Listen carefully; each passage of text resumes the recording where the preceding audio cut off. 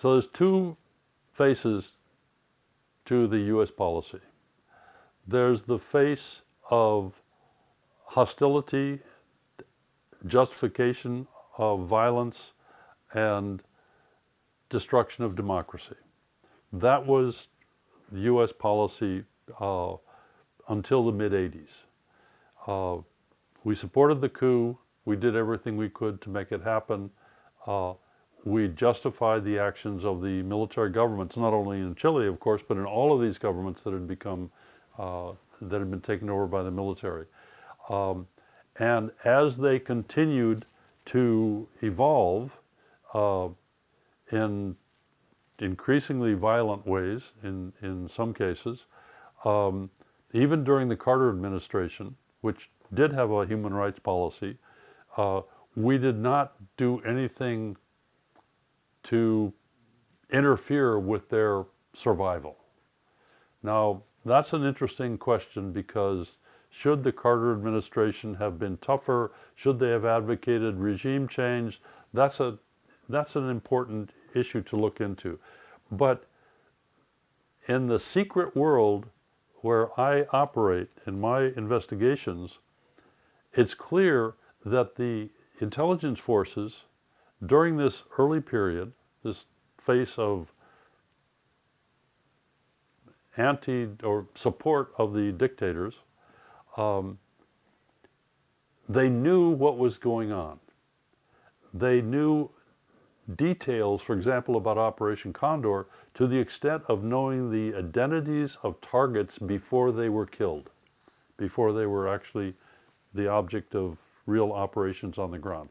That's how intimate the knowledge was that we had about the actions of these dictatorships. And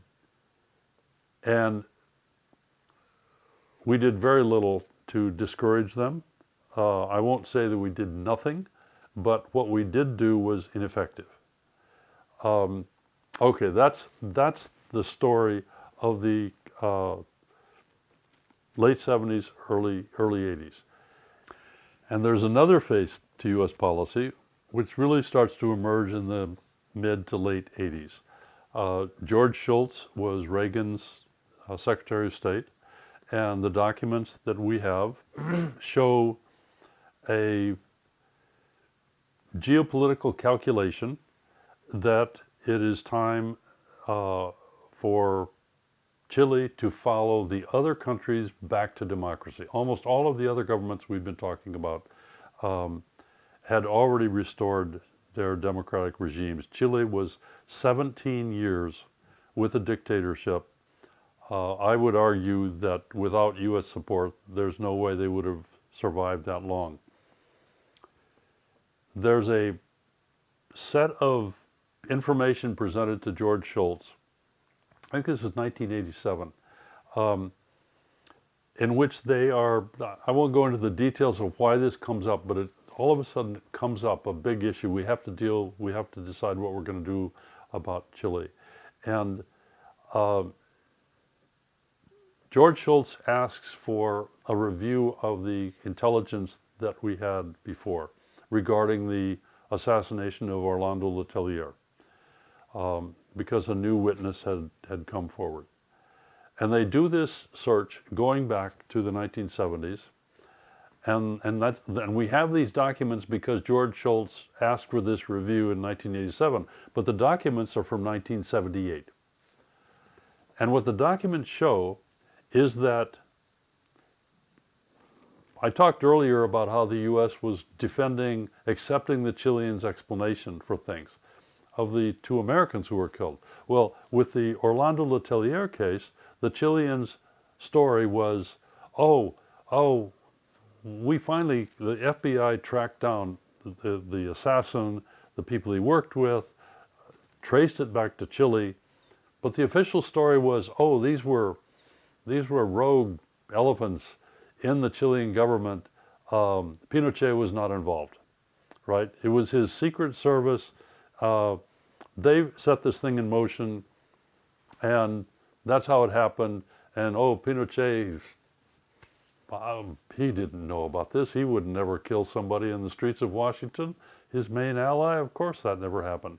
Well, Schultz asked for the intelligence on this thing, and it turns out that in 1978, at the same time the FBI is nailing the Chileans for this murder, the CIA discovers, I think it's 8 sources that document that Pinochet gave the order to kill Orlando in Washington, D.C., and that Pinochet oversaw a cover-up vis-a-vis the United States, not to the public, but to deceive the United States about what happened, and to, do a variety of things in his relations with the United States to keep the United States from establishing the truth of what happened. So Pinochet is guilty, and the U.S. knew it. They had ample sources to show that he was the one that gave the order, and that he was the one who was in charge of deceiving the United States about this thing. They knew that in 1978, in April 1978.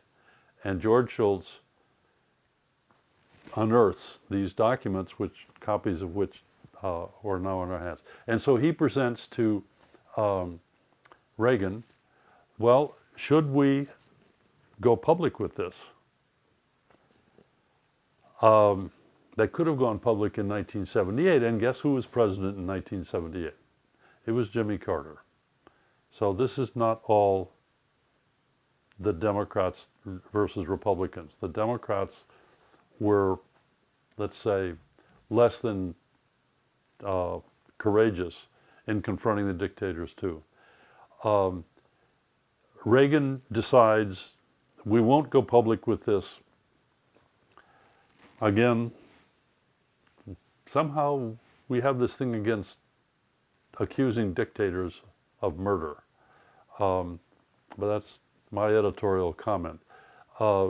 George Shultz presents really an approach going forward, which of course we're not going to try to knock him off balance by revealing that we knew that he gave the order to kill Letelier, but really they move forward with the policy of pushing Pinochet toward democracy. And in the subsequent years, Pinochet calls a plebiscite in which he assumes, this is according to the Constitution which he had written for his own purposes, the Constitution allows him to have 8 more years in power, so it'll be 17 plus 8, you do the math. But there has to be a plebiscite. So the issue is whether it can be a real fair election. And the U.S. gets behind this. And I don't want to exaggerate the influence of the U.S.